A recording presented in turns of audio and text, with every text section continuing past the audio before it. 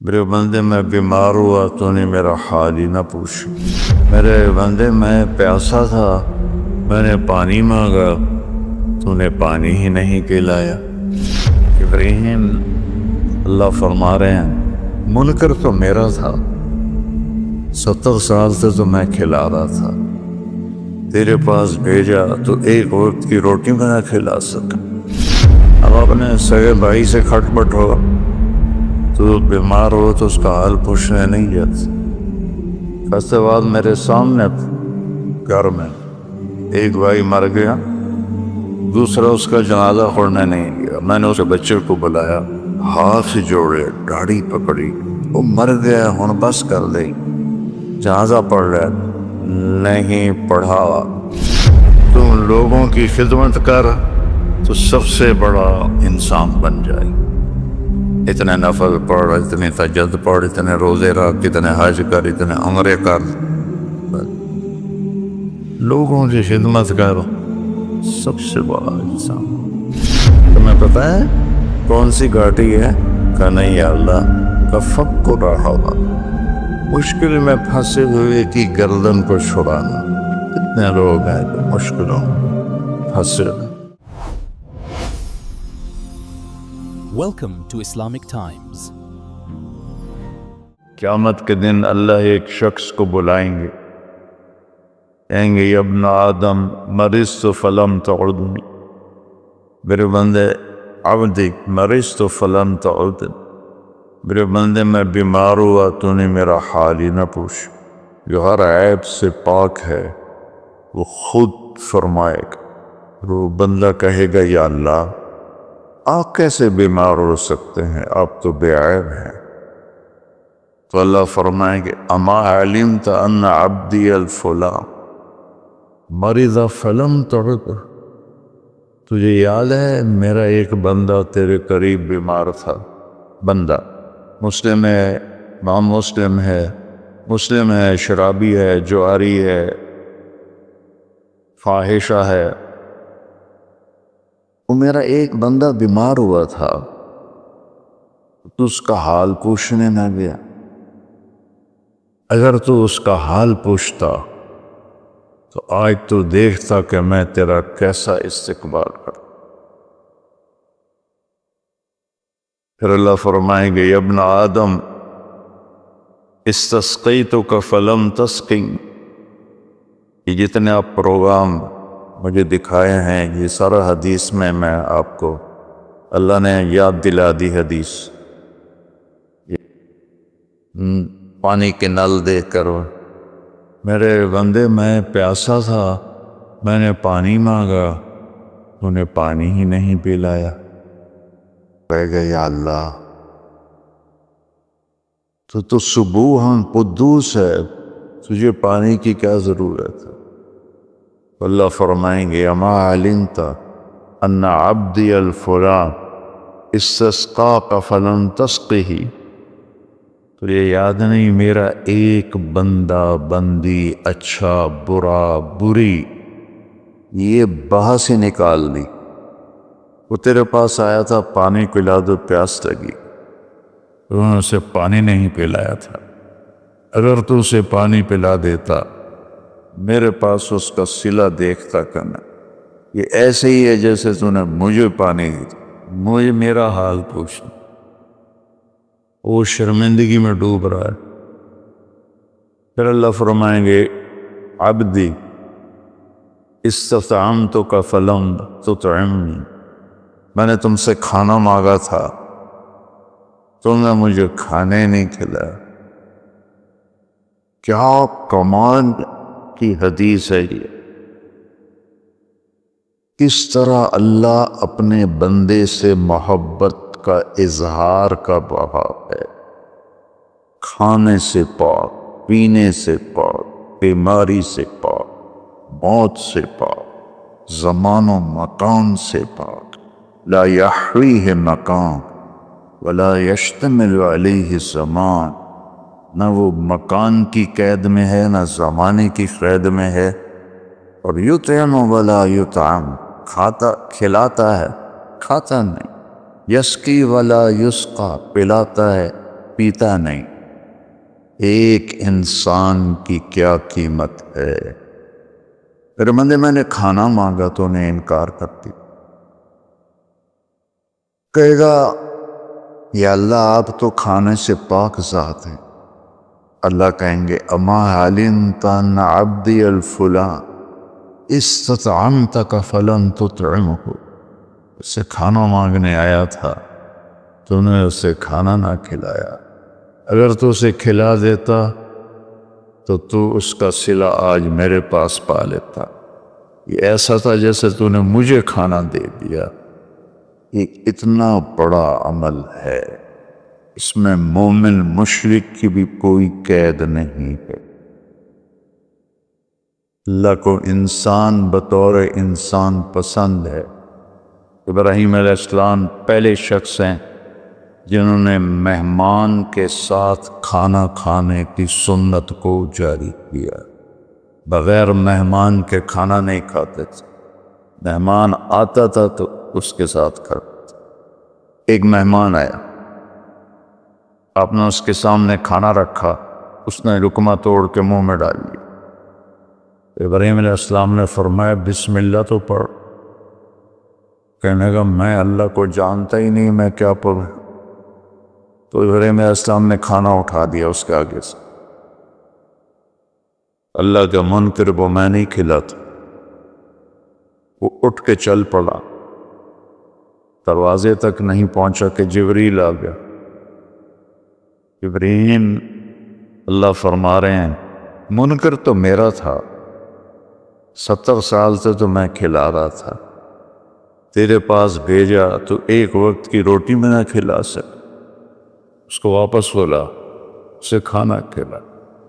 جب ایک غیر مسلم کے ساتھ میرے رب کا یہ حال ہے، ایمان والے کے ساتھ اللہ کیسا شفیق ہوگا، کیسا مہربان ہوگا۔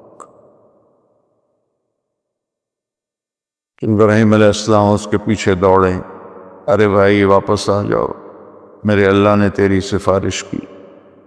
تو کہنے کا تیرا اللہ بڑا اچھا ہے، میں اسے مانتا بھی نہیں، پھر میری سفارش کی ہے، تو مجھے بھی اللہ کا کلمہ پڑھا دے، ایمان بھی میں۔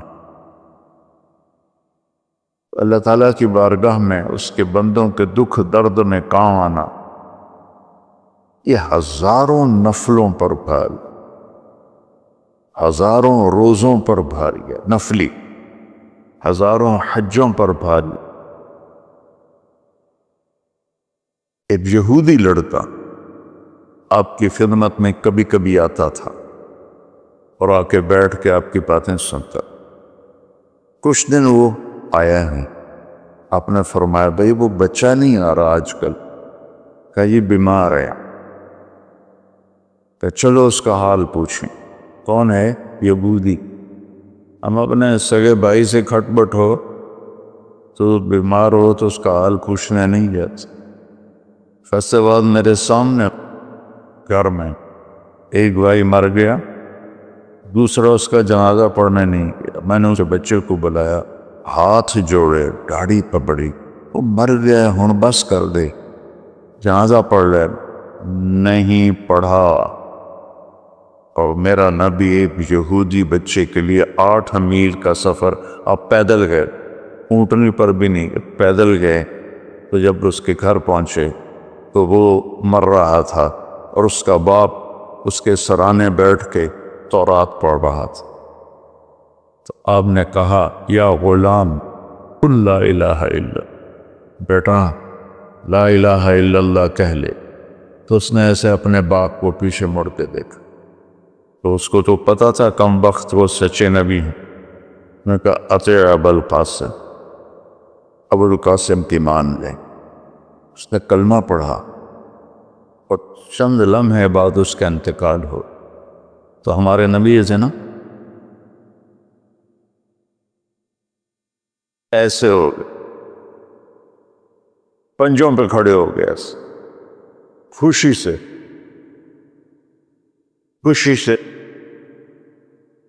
ایسے ہو، اور کیا کہا؟ الحمدللہ الذی انقذہ بی من النار۔ تو نے اس سے میرے ذریعے جہنم سے بچا دے۔ صحابہ کا لشکر واپس آیا، سب نے کہا یا رسول اللہ، یہ جو ہمارے ساتھی تھے نا، یہ بہت ہی اعلیٰ انسان تھے۔ آپ نے فرمایا وہ کیسے؟ کہ ساری رات نفل پڑھتے تھے، صبح روزہ رکھتے تھے، تلاوت میں مصروف رہتے۔ آپ نے فرمایا تو اس کے گھوڑے کو چارہ کون ڈالتا؟ جو رات کو جاگے گا، دن کو روزہ رکھے گا، تو چارہ ڈالنے جوگا تو نہیں رہے۔ کہا جی ہم ڈالتے تھے۔ اس کا خیمہ کون لگاتا تھا؟ کہا جی ہم لگاتے تھے۔ اس کے کھانے کا انتظام کون کرتا تھا؟ کہا جی ہم کرتے تھے۔ یا پھر تم اس سے بہتر، تم اس سے بہتر۔ تو اللہ نے اپنے فضل و کرم سے، میں نے وہاں میاں چنو میں بھی کہا تھا، میں تو روتا اس بات پہ ہوں، شکر میں کرتا خود ہے، اوپر ہمارے نام لگا رہا ہے۔ یہ طارق جمیل نے کیا ہے، یہ احتشام نے کیا ہے، یہ یوسف نے کیا ہے، یہ راشد نے کیا ہے۔